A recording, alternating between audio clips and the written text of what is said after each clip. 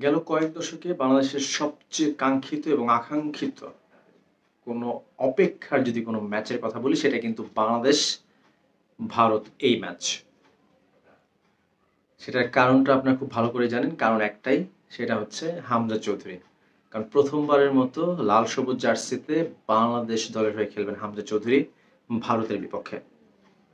ম্যাচটা কিন্তু জওহরলাল নেহরু স্টেডিয়ামে শিলংয়ে এবং ম্যাচটা শুরু হবে সন্ধ্যা ৭টা ৩০। আর এই ম্যাচ দেখা যাবে কিন্তু টি স্পোর্টসে। কেন আকাঙ্ক্ষিত এবং কেন আ এই ম্যাচটা মানুষ আসলে বাংলাদেশের যারা ফুটবল অঙ্গনের সাথে জড়িয়ে রয়েছেন তারা কিন্তু সবাই এই যে পট পরিবর্তনের পর, রাজনৈতিক পট পরিবর্তনের পর যে ভারত বিদ্বেষী একটা উম মনোভাব তৈরি হয়েছে সবার মাঝখানে। সেই জায়গা থেকেও কিন্তু অনেকটা আগ্রহের কেন্দ্রে এই ম্যাচ এবং যেটা বলছিলাম হামজা চৌধুরীর কথা। কিন্তু এই ম্যাচ জিততে হলে তো গোল করতে হবে। সেই গোল করার ক্ষেত্রে বাংলাদেশ কতটা এগিয়ে? সেই জায়গায় যদি একটু বলি, বাংলাদেশে কিন্তু আসলে জেনুইন যদি বলি যে স্ট্রাইকারের কথা, সেইটা কিন্তু আসলে বাংলাদেশ দলে নেই। একমাত্র আলামিন যিনি কিন্তু এবার বাংলাদেশ প্রিমিয়ার লিগে ভালো করেছেন। ৭ টা গোল করেছেন। তার উপরে কিন্তু আসলে হাবিয়ার ক্যাবরেরা ভরসা রাখছেন।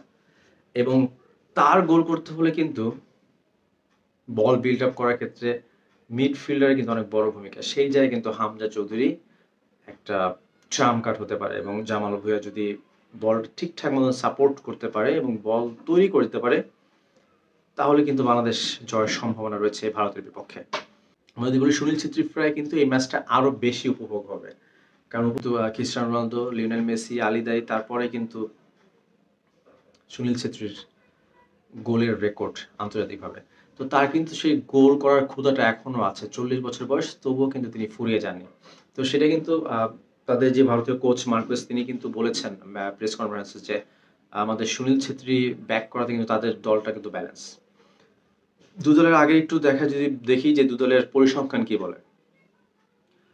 দু দলের পরিসংখ্যান কিন্তু ২৮ ম্যাচ খেলেছে এই পর্যন্ত বাংলাদেশ ভারত। সেই জায়গায় কিন্তু মাত্র ৪ জয় বাংলাদেশের এবং ভারতের ১৪টি, বাকি ১০টি কিন্তু ড্র।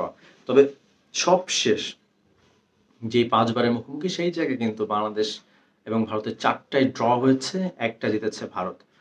এবং ভারতের মাটিতে কিন্তু কখনো বাংলাদেশ জিততে পারেনি। এবার কিন্তু সেই সুযোগটা কাজে লাগাতে চায় হাবিয়ার ক্যাবরেরা যে ১ম বারের মতো যেহেতু হামজা চৌধুরী দলে রয়েছেন, তাকে কেন্দ্র করে এবং আ তার শক্তিটাকে কাজে লাগিয়ে ভারতের বিপক্ষে একটা জয় তারা কিন্তু চায় আসলে বাংলাদেশ। দেখা যাক কি হয়। তবে শেষমেশ আমি বলব যে আ যেটাই হোক, তবে বাংলাদেশের যে সুদিন, বাংলাদেশের যে মৃতপ্রায় ফুটবল, সেটাই কিন্তু একটা পুনর্জাগরণ দেখা দিয়েছে হামজা ফেরাতে এবং তার ফেরার পর যে বাংলাদেশের ফুটবলকে নিয়ে যেই মাতামাতি, যে উল্লাস, সেটা কিন্তু দেখা যাচ্ছে বর্তমান সময়ে। তো এই জয়টা কিন্তু খুব গুরুত্বপূর্ণ হবে। বাংলাদেশ যদি জিততে পারে, আমার মনে হয় যে পরবর্তী যেই এশিয়ান কাপের যে বাছাই ম্যাচগুলো রয়েছে, সেটাকে কেন্দ্র করে কিন্তু আরো হাইপ তুলবে এবং বাংলাদেশের ফুটবলটা আরো অনেক এগিয়ে যাবে।